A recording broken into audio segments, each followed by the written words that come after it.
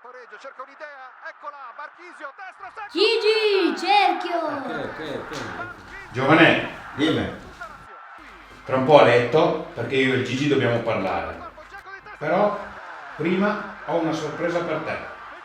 Quest'anno i regali te li faccio portare personalmente da Babbo Natale.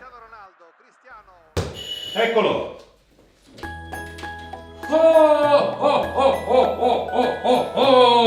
Buon Natale, Tommasino! Papà, si vede che è il Beppe.